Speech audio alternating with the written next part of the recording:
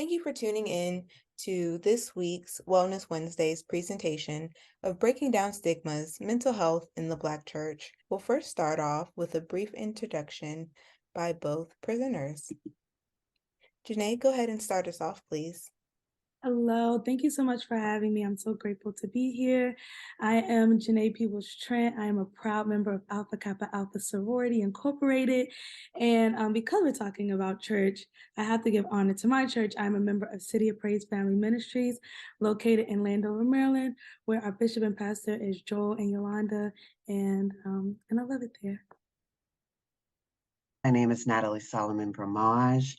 I am also a member of Alpha Kappa Alpha Sorority Incorporated. My disclosures before I go any further, I have no conflicts of interest. Any views that are expressed here are those of myself and my company, Merake Empowerment Collective, and not of my place of employment in the federal government. Thank you, sorors. We'll start with our first question. What do you perceive as stigma related to mental health in the Black church? And how would you identify it? In other words, what does it look like? Also, how do you feel stigma impacts mental health in the Black community? And we'll start with you, Sor Natalie. Sure. So thank you for the question. So just to give you a quick overview of my background before I answer that question. So I have a master's in public health with a concentration in behavioral and community health sciences. I have a degree in psychology with a concentration in abnormal psych. And I am currently a public health practitioner. And a lot of the projects that I've worked on in the past and some currently, stigma has always been one of those areas that we always tiptoe around, which unfortunately promotes stigma. So trying to avoid stigma continues to promote stigma. My background as far as my spiritual life and my church life is something I've been involved in since birth. I also have a West Indian family, which also comes into play as far as how we view and talk about mental health. My uncle is a pastor of a large church in New York. And one of the things that we have talked about as far as stigma and mental health, historically, you don't talk about anything is wrong with you or that you're having mental issues or you just need to take it to God and put it on the altar and pray about it. And not to take anything away from that, but faith without works is dead. So if there's tools that are available to address what is going on with certain mental health challenges, concerns, mental health issues, just like with anything, if you have a cold, you have a broken leg, certain things are, or even if you have a chronic illness, those are conditions that may require medication or not, or therapy, which I know is considered, unfortunately, a bad word in communities of color, because what stays in this house is what stays in this house.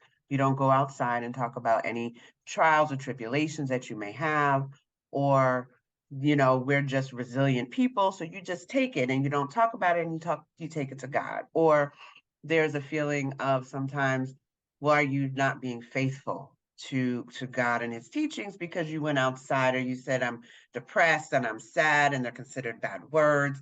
But all of these things are real. There are chemical imbalances that you may have. There are traumas that you may encounter throughout your life that dictate how you respond to life's challenges and life's wins, trials, and all of those things. And if you are not equipped to have a space to have those conversations, to say, I'm not having a good day and it's okay, then you're going to continue to keep those things to yourself. You're going to fester.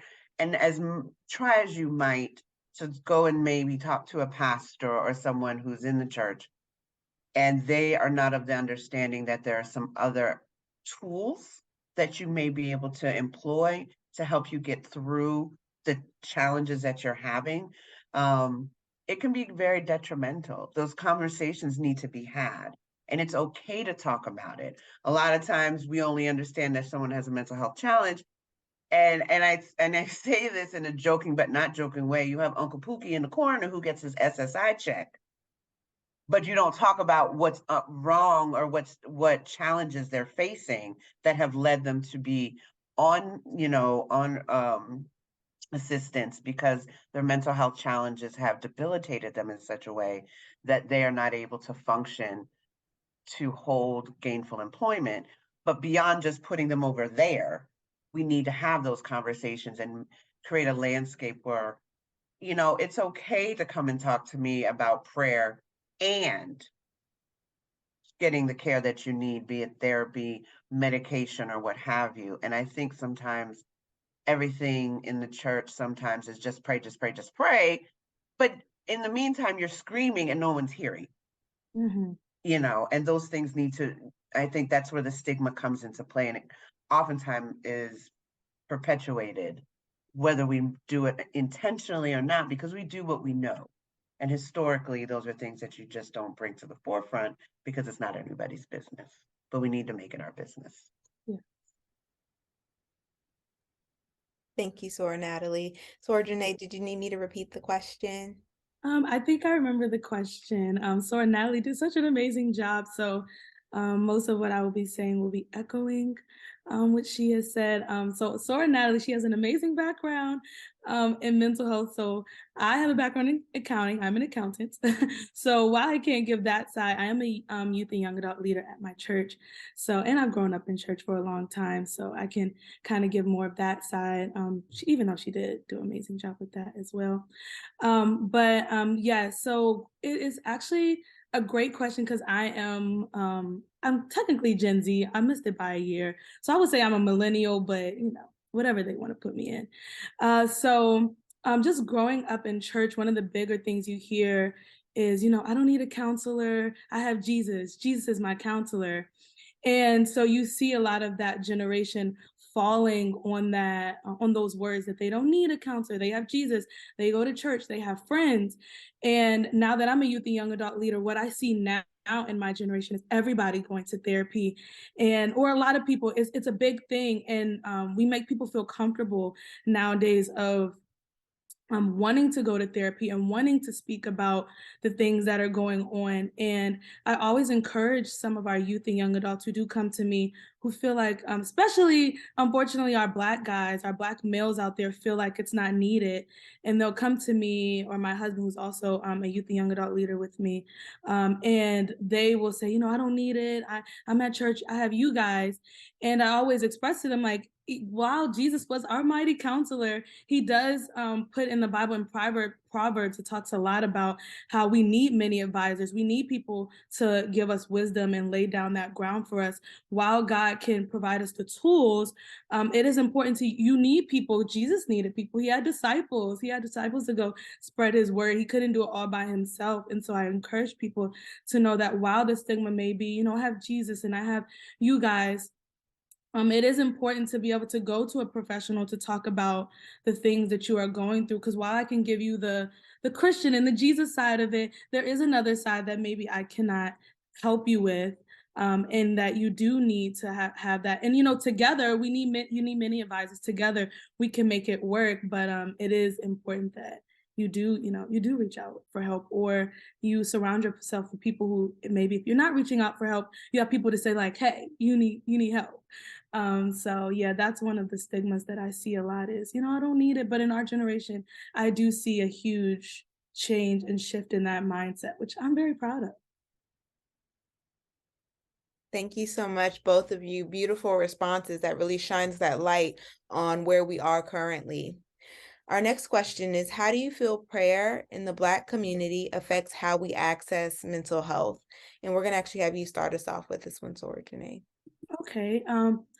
So prayer, I love talking about prayer because prayer opens the door. When you have a prayer life, it can open the door for a lot of things, can close the door for a lot of things. When you don't have a prayer life, it can open the door for a lot of things, and it can close the door on a lot of things. And I think when you do have that prayer life, it invites wisdom in your life. It invites, one thing I always pray for, my husband and I, we always pray that God surrounds us with people that mean well by us, and we pray that over our family and our church family, and He remove people who do not mean well by us. And that's a prayer I say twice a day, maybe sometimes a couple of times. And I love that prayer because when you open that prayer life, when you have that prayer life, it opens the door to invite people in your life, to be able to help you want to get that help, to be able to help you want to see you do better, and want to see you, not just focus on your spiritual, but spiritual, mental, physical all come together. You can't just have one and not have the other. So I think prayer life helps you in that spiritual, not just the spiritual, but the physical and the mental journey as well. And it opens that door to have the good people in your life, the people who mean well by you. So that would be my answer to that. Thank you so much, Sora Janae. And to you, Sora Natalie. Janae, and I appreciate your kind words earlier, and you definitely led with the prayer on that one. So kudos to you, Sora. I think prayer is so pivotal and paramount to understanding how to ask for help. Because when you pray, you're asking for guidance, you're asking for clarity, you're asking for a spirit of discernment. And being able to get that clarity will oftentimes lead you to those open doors that Sora Janae referred to, that will make you put you at ease to be like, you know what, I need to go and talk to somebody. Or having the wherewithal to have those folks around you that can check in on you and be like, have you talked to somebody? You don't have to talk to me, but I want you to talk to somebody about whatever your challenges are going through. Or have you thought about where your mental health? And that's another thing I must say. With the stigmatizing language within our community, we say mental health, we think you're crazy. Oftentimes within the Black community or communities of color, you say, oh, you go to therapy, you got mental health issues. Then folks tend to look at that in such a way, oh, well, you think I'm crazy? You think I need to go get help? And that's not how it should be couched. But because that stigmatizing language saying, I think you should go talk to somebody, without saying the dreaded other T word as therapy, or, I'm not really feeling myself.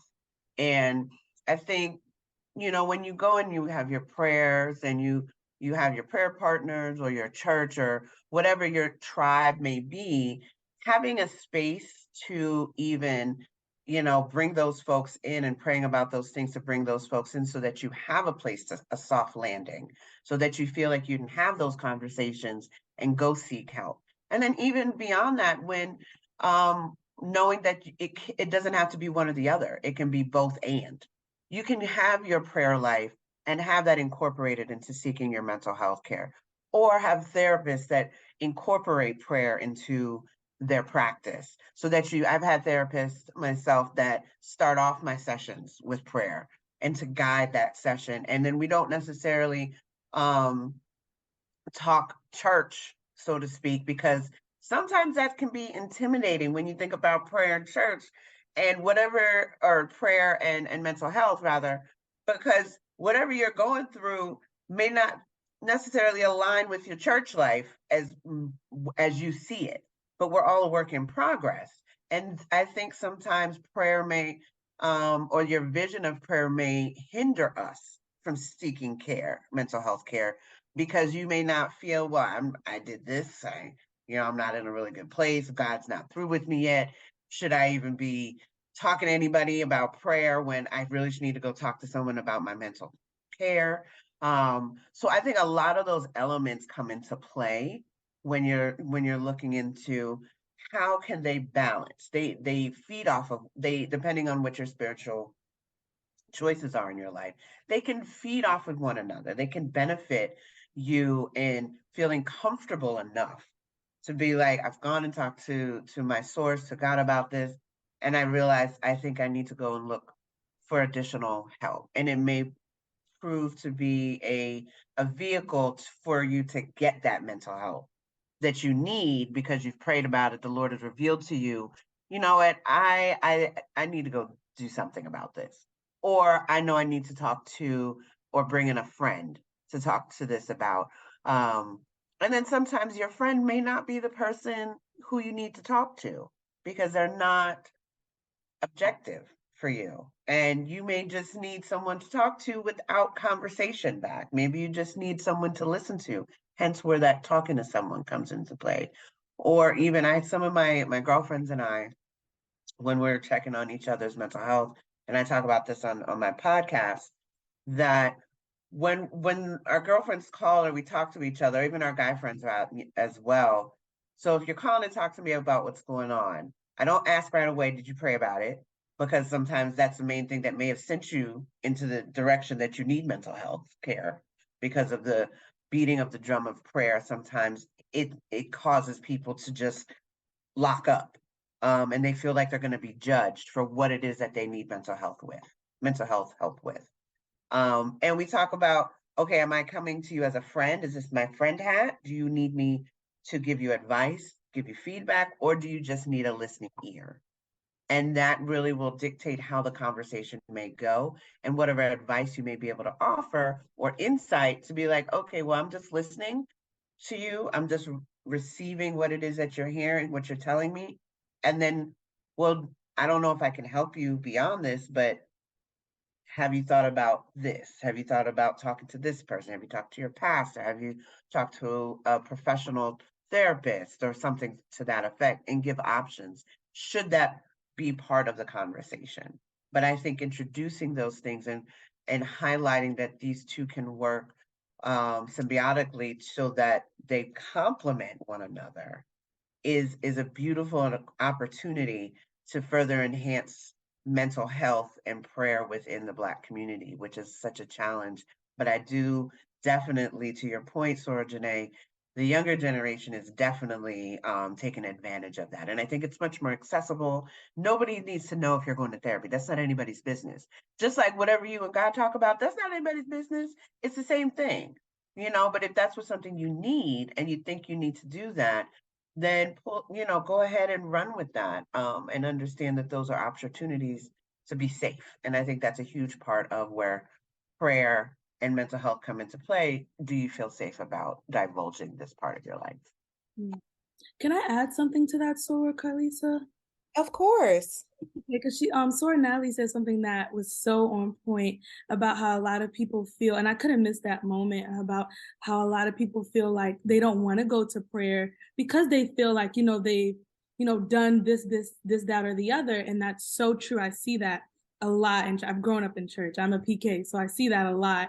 And I wanted to make sure I could express to, of course, whoever's listening to this, that prayer is made perfect when you come imperfect.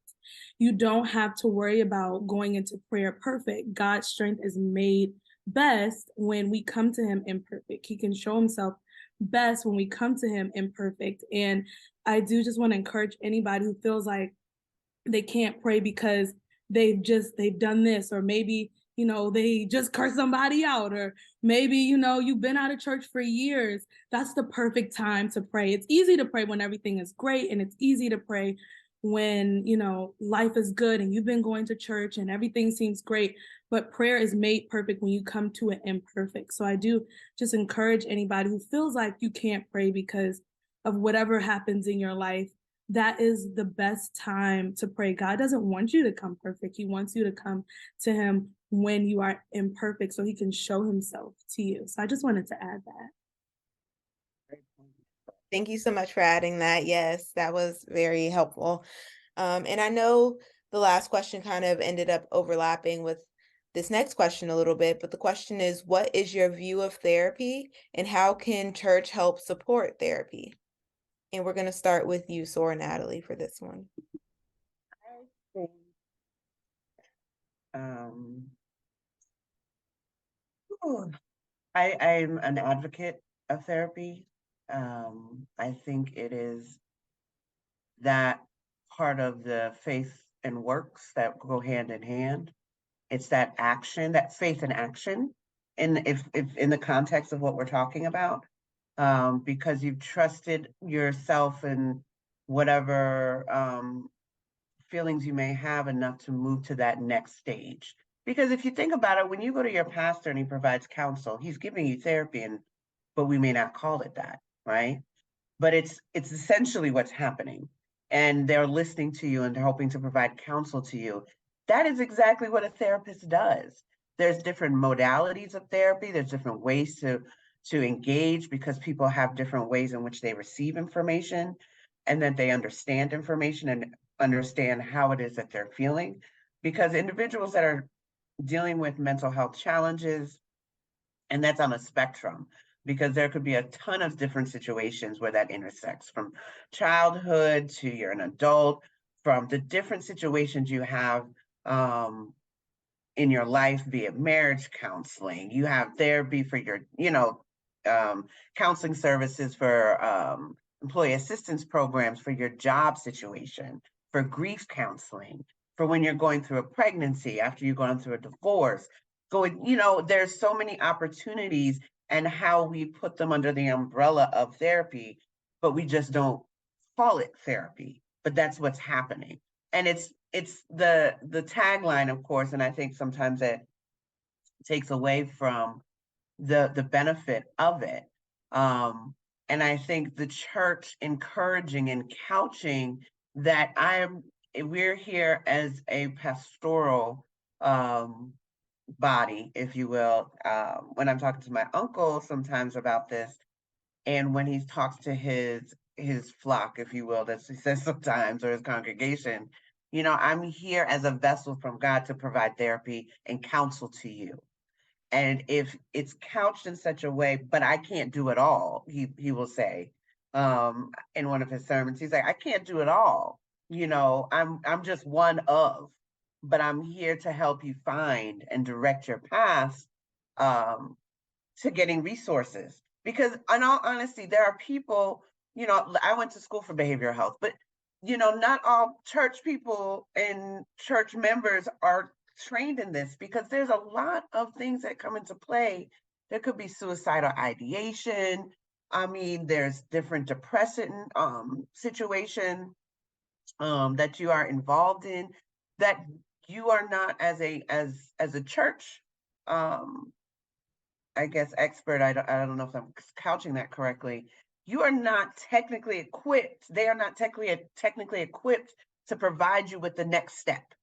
Because if you come in and say you want to speak to your pastor about something, and you're having you're in crisis mode, and I've had clients where I've seen them in crisis mode, and talking to a pastor at that particular time is not going to get them the care that they need. you know, you need to be taken to a facility or taken to see a therapist to talk through what it is that you're going through. And those are the things. It's like any other ailment. I broke my ankle, I needed to go to the hospital. I'm having a mental health crisis, I need to go see a psychiatrist or a psychotherapist or a licensed clinical social worker. All of those opportunities and venues are ways for you to engage, and the church uplifting these opportunities is a way to transition so that it is a warm handoff. A lot of times in the programs that I work in, and the session I just came from was about trauma informed care. And how do we ensure that there is a warm handoff from when the social worker is talking to the incoming client, right? And they're saying, I'm feeling suicidal because of my particular healthcare situation. That social worker is not going to tell that client to go to church, right? But if the church is aware that these opportunities and resources are available, there should be some sort of way to have a warm handoff for services and resources that individual can take advantage of to get them to that next level.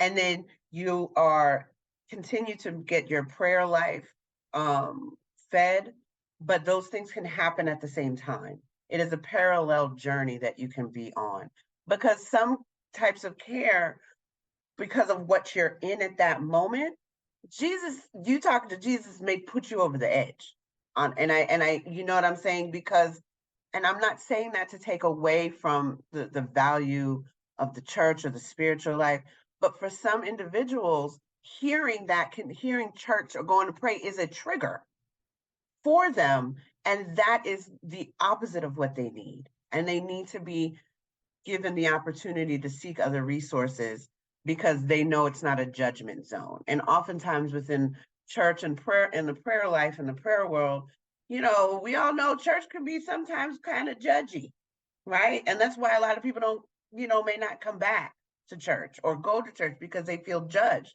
And if I'm feeling judged coming to church, I'm surely not going to tell you what's going on and what's bothering me for me to go get the help that I need. So understanding that as much as we, you know, judge not lest you be judged, unfortunately, sometimes we're human, you know, and that's a part of who we are and we may react. But in that same vein, understanding that the church is is a resource in and of itself for getting the care that we need. Churches are the ones who run health fairs and food banks, and getting your mental health taken care of is just as important as getting yourself fed physically, spiritually, and making sure that transition is an opportunity, and understand that that's okay to talk about is something that I think the church needs to really uplift and elevate and make and normalize it. That's part of taking away from the stigma. That's saying, yes, you came and talked to me and made a conversation. You made an appointment to come and talk to pastor. But you know what else? I'm going to give you these resources to get the care that you need to go talk to someone. And I think it is a opportunity, it is a partnership that those resources should be hand in hand so that those things can be uplifted. Awesome. Thank you. Now to you, Sorajane. Would you mind repeating the question, Soror? Of course. So, what is your view of therapy and how can the church support therapy? Oh, yes. I am definitely an advocate of therapy. I have been to therapy myself. My parents have amazing parents who put me in therapy starting in high school. So it's something that I advocate for. I push people to do, even if you feel like nothing's wrong. I always advocate for people to just go talk to someone. You never know when, when the start of that could happen. So I always push people for that. As for the church part, my church, it's so wonderful that we have a counseling program free to all. You do not have to be a member of our church, and it is licensed counselors on the team that ranges from like 25 all the way up to, I don't know, I don't want to expose them, but we do have licensed counselors at our church. We have free grief counseling at our church. We have free marriage counseling at our church. We have free any type of counseling that you need, we got it for you. And that's because our church understands that you cannot have the spiritual side if you do not have the mental and physical part. It all comes together. And so I do believe that if we could, as a church, maybe just start implementing those types of services to the community, and not having to be a member, but implementing those services to the community and being the ones who stand up and say, like, yes, we can praise God all day and we can pray and we can love each other. But if we do not have the mental aspect, how do we expect to live out our purpose? My bishop always says, like, he was 450 something pounds. He's now 200 pounds, 200 plus, 230 pounds. He's kept that off for about 10 years now. And he always talks about that you have to be fit in order to fulfill your purpose. If you're unhealthy, how do you expect to fulfill the purpose God has for you? And that also goes mentally. If you're mentally unhealthy, how do you expect to fulfill the purpose that God has for you? How do you expect to live out a life full of joy and happiness that God wants for us? So as a church, I do think it's important to be on the front lines and say, while the spiritual part is important, we do have to take care of ourselves mentally. And my church does such a great job of that, of making sure that people go through marriage counseling before they get married. People go through grief counseling anytime someone may pass away. We even have like a Celebrate Recovery, which in a form is counseling as well, that heals your hurts, habits, and hangups. And that also has licensed counselors there too. So pretty much everywhere in our ministry, we kind of sneak in a form of counseling, kind of without them knowing, kind of with them knowing, depending on what they're a part of. And I think that could benefit so many. We also even have a program for officers or veterans or anybody in the military who are suffering with mental health issues. We have open discussion with counselors, mental health advocates, mental health counselors that are there to guide them through this season and provide them jobs or such a sort. So that's how I feel about mental health, and hopefully the church can just step up and make sure we know we can praise Jesus all day long. But if we're mentally and physically not healthy, how can we fulfill our purpose? Perfect. Thank you, Sora Janae. And just like with the last one, you guys have led us into our final question, and that is, in what ways do you see us being able to move forward and overcome the lack of accessibility and obtainment of mental health services?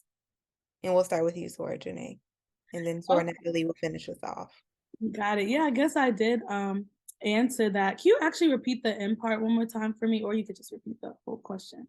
Yeah, of course. So in what ways do you see us being able to move forward as well as overcome any lack of accessibility or difficulty in obtaining mental health services? Got it. Yeah, I guess I definitely did talk about that. But I think a big way to move forward is as a church to definitely be on those front lines and advocate for people's mental health, and not just, their mental, spiritual, physical health, and making sure and implementing them in the different churches, and just encouraging different pastors, different churches to make sure we are the ones that are speaking up for the people. Because while we have, we have the government, we have everybody else speaking up for us, but I think as a church, we have to be able to speak up and use our voices and be able to, encourage people that you can have Jesus all day long, but having these programs, actual programs, not just telling people, because as Sora Natalie said, people aren't just may just not want to go to counseling. They may feel like, it could be something. Maybe their grandmother didn't go to counseling, so they don't feel like they need to go to counseling. Or maybe they feel like they have Jesus and they don't need to go to counseling. So not just preaching about it, not just telling people to go get counseling, but actually implementing programs that in a way is kind of forcing them. I don't want to say forcing, that may not be the best way, but encouraging them to get the help that they need, whether or not they know they need it, but actually implementing free programs that encourages people to do that. And I think one thing that I'm very passionate about is, while I know a lot of mental health advocates, a lot of our licensed counselors, licensed therapists, they already have their job. So I'm always saying like, hey, you have a job you're getting paid for, come on over to my church. We need you, volunteer, use your services. So actually encouraging those people, and I'll put the pressure on you too, encouraging those people to say, you already have your job you're getting paid for. So like, if you're looking a way to serve in the kingdom and really help people in a different capacity, come on over and volunteer. And people are always really open to it if you just ask. They're very open to saying, wow, I would love to work. People are always trying to figure out ways they can work in the church. I would love to use my passion here and just volunteer my time here. So also just speaking up and asking people like, hey, you have your job, you're getting paid, so I need you over here to help volunteer. Put the pressure on them a little bit. They'll be okay. So that's one thing that I'm super passionate about, is having people, volunteer and serving God in that capacity, using your skills and whatever you're best at, and you can volunteer and use them in the church. So yeah. Thank you so much. And now to you, Sora Natalie. Because of what those in the Black church, those in the Black community, communities of color have had to deal with. Because showing the perception that you need to talk to anyone but Jesus is seen sometimes as weakness, as a weakness. And those of us in the Black community have gone through so much and continue to do so, that are we really giving a space to grieve, to deal with the past transgressions and traumas that we don't even maybe we don't even realize that we've dealt with or dealing with, because it's so normalized for us as a community to just take it and take it and take it and take it and take it. And that builds and it builds until it manifests itself in such a way that you don't even realize that, oh my goodness, I needed to talk to somebody. I didn't realize I was dealing with X, Y, and Z. But having those conversations, acknowledging where we are as a community, that a lot of what we've dealt with, we've been taught not to speak, and it was a matter of survival. But now, as a matter of survival, we need to speak. We need to speak out. We need to have a place to land so that we can talk about what ails us, what bothers us, what is really ticking you off today, and being in a space where it's okay to normalize it. I know, what we talked about at the top of the hour was, what stays in this house, what happens in this house stays in this house. But how about what's staying in this house is probably what's giving you the mental health challenge in the first place, right? Because that is the reality of, you keep things quiet to keep your family safe because it was a survival mechanism. And that's all we knew, and that's what we passed down. That's why grandmas and grandpas don't talk about certain things. You're allowed to talk about Jesus, but you can't talk about talking to somebody else about what you got going on, right? Which lends itself to you living life with a mask, showing that we, in particular as Black women, that strong Black women whole moniker, which is just a false thing, because it ends up being a detriment to us. Yeah, I'm resilient. Yeah, I'm strong. Yeah, I'm gonna go talk to God and be done, but not really digging deeper into what is the impetus for why you're here. What is causing you to have these thoughts? What is causing you to feel this way? How can I talk about what it is I need to do? Self care.